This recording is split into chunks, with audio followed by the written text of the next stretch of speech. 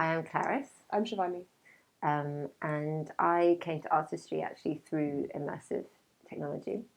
Um, I've been working in it for about 3 years, and what brought me to it was doing a master's in computer science, where I started looking at embodiment, and I was very interested in how you relate to the body when you're embodied in a completely virtual body, or when you don't have a body in a virtual space.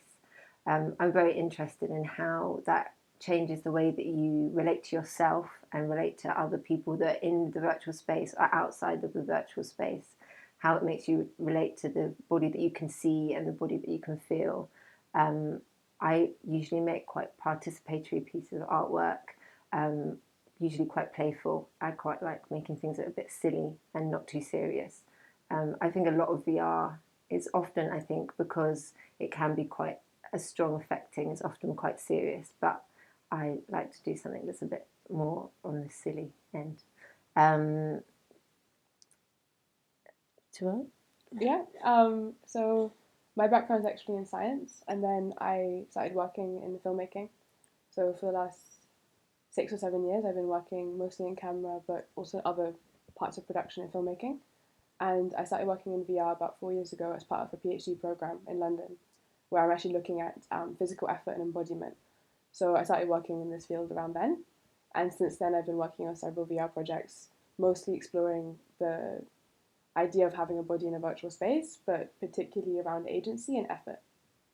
and the project that we're working on at the residency came out of conversations we both had with each other over our shared interest in bodies in virtual spaces, the idea of agency, the idea of what it's like to actually feel friction or have to make effort in a virtual environment. And so that's how Frictional Forces was born. Um, it's been really interesting doing the residency. It made us, we've been talking about making this piece for a really long time, theorizing about all of it, but never actually had the opportunity to sit down and actually make what we've been talking about a reality. So that's been really amazing to do. It's also been quite funny being virtual characters in a VR residency because we actually haven't been here the whole time.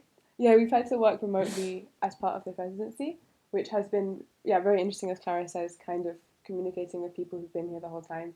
Um, but as you mentioned, the kind of accelerated timeline of it has been so fantastic for prototyping and for seeing which bits of our idea actually stick and which bits we've thrown totally out the window.